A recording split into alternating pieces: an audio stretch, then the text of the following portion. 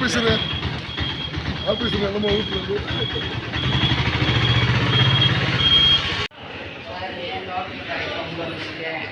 அவங்களும் போட்டு விற்கவா வேண்டாமா சார்?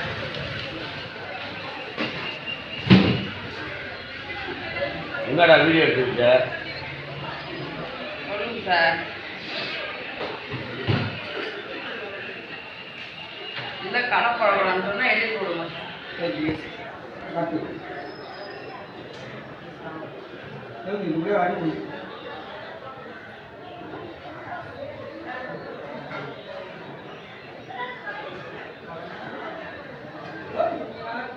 என்னங்க சார் பதில் சொல்லுங்க.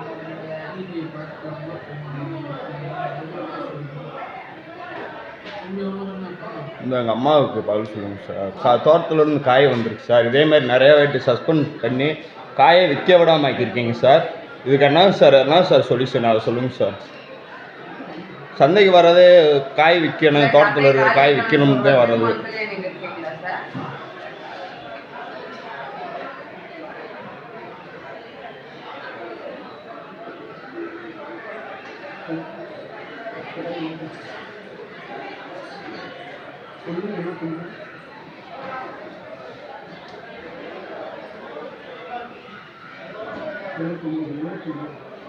என்னங்க சார் பதில் சொல்ல மாட்டேங்க?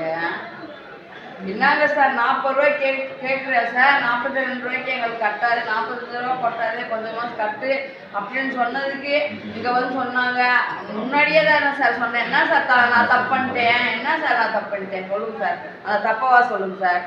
அது கரெக்டாக பார்த்தா இந்த சந்தைக்குள்ள ஆறு கடப்பட முடியாது, இங்கே ஆறு வேலை பார்க்க முடியாது. அவ்வளோ தப்புதே சார் நடக்குது.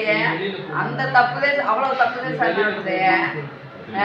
என்னை மாத்திரம் கடைப்படம்னு சொல்லக்கூடாதுன்னு சொல்றதுக்கு என்ன சார் காரணம்? நான் சொல்லுங்க சார்.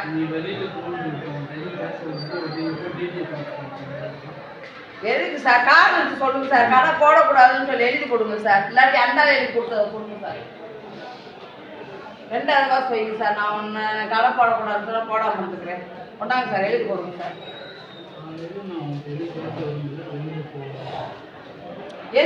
வெளியில் போனால் காய் எப்படி சார் விற்கிறது? தோட்டத்து காய் எப்படி சார் விற்கிறது?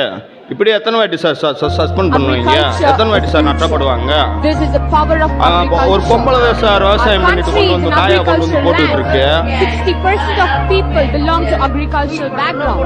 Once in a lifetime you need to meet a doctor, a lawyer, a teacher, but every day you need to meet a farmer.